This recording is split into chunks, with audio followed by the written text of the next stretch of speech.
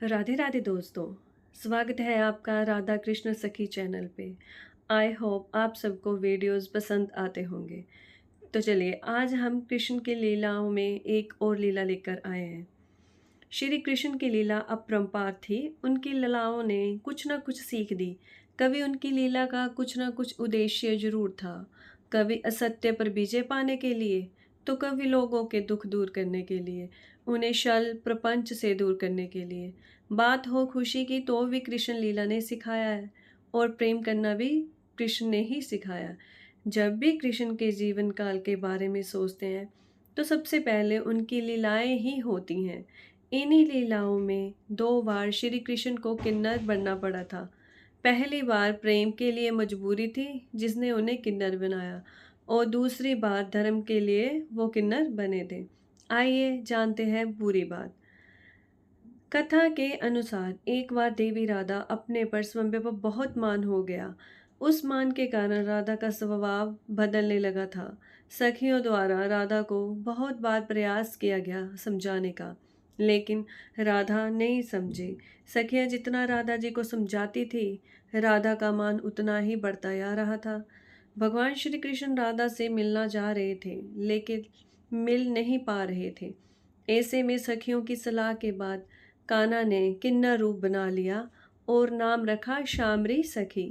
शामरी सखी बीना बजाते हुए राधा के घर के करीब आए तो राधा बीना की सवर लहरियों से मंत्रमुग्ध होकर घर से बाहर आई, और शामरी सखी के अद्भुत रूप को देखकर देखती रह गई।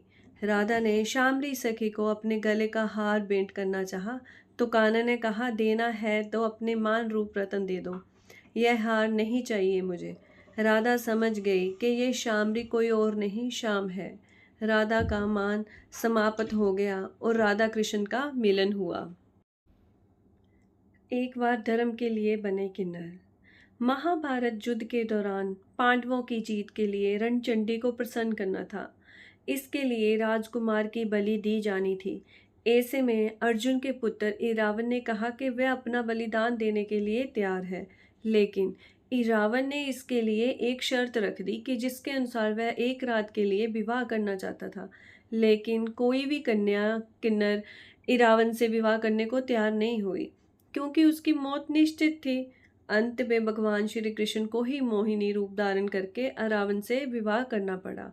विवाह के अगली सुबह मोहिनी रूपी कृष्ण ने विधवा बनकर पति की मृत्यु पर विलाप किया। तभी से हर साल बड़ी संख्या में किन्नर तमिलनाडु के कोथांदवर मंदिर में इस परंपरा को निभाते हैं।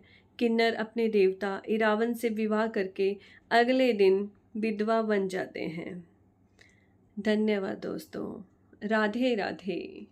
प्लीज़ चैनल को सब्सक्राइब, लाइक, शेयर ज़रूर करिए। राधे राधे।